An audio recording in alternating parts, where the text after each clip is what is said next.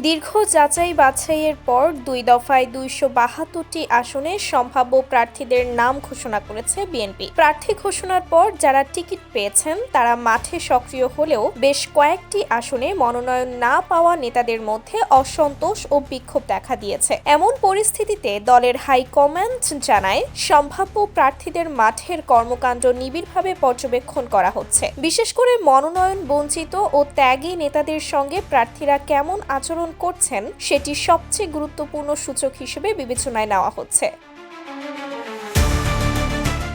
বিএনপির একটি সূত্র জানায়, ঘোষিত প্রার্থী তালিকা ঘিরে বিভিন্ন আসনে তৈরি হওয়া বিরোধ সাম্প্রতিক দিনগুলোতে আরও প্রকাশ্য হয়েছে। পরিস্থিতি নিয়ন্ত্রণে রাখতে যারা প্রার্থী হয়েছেন তাদের মাঠ পর্যায়ের কর্মকাণ্ড নিরপেক্ষভাবে যাচাই করা হচ্ছে। আনুষ্ঠানিকভাবে কেউ মন্তব্য না করলেও যাচাই শেষে প্রাথমিক প্রার্থী তালিকায় পরিবর্তন আসতে পারে বলে দলের শীর্ষ পর্যায়ের নেতারা ইঙ্গিত দিয়েছেন। মনোনয়ন পরিবর্তনের সম্ভাবনা নিয়ে প্রশ্ন করা হলে বিএনপির স্থায়ী কমিটির সদস্য আমির খসরু মাহমুদ চৌধুরী বলেন, মনোনয়ন পরিবর্তনের সম্ভাবনা খুবই কম। যেসব আসনে মনোনয়ন বঞ্চিতরা বিক্ষোভ করছেন সেখানে দল বিশেষ নজর রাখছে। বিরোধ মেটাতে দ্রুত উদ্যোগ নেওয়া হবে। তিনি আশা প্রকাশ করেন, চূড়ান্ত মনোনয়ন ঘোষণার পর সবাই দলের পক্ষে কাজ করবেন।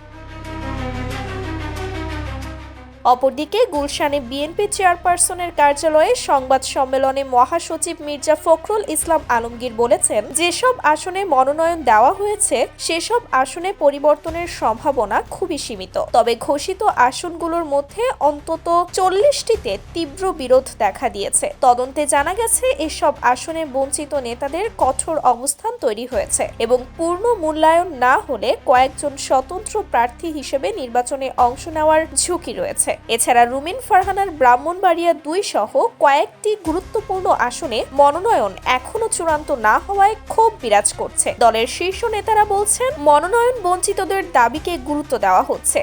একটি আসনে একাধিক যোগ্য প্রার্থী থাকায় প্রাথমিক পর্যায়ে একজনকে মনোনয়ন দেওয়া হয়েছে, বাকিরা বঞ্চিত হয়েছেন। এই বঞ্চিতদের মধ্যে অনেকেই যোগ্য। যারা মনোনয়ন পেয়েছেন তাদের দায়িত্ব হলো সবাইকে সঙ্গে নিয়ে ঐক্য গড়ে তোলা। এতে ব্যর্থ হলে দলের স্বার্থে প্রার্থী পরিবর্তনের সিদ্ধান্তও আসতে পারে। তবে যে কোনো পরিবর্তনই স্থানীয় নেতাদের মতামতের ভিত্তিতে করা হবে। Sumaiya Snigdha, daily our Bangladesh.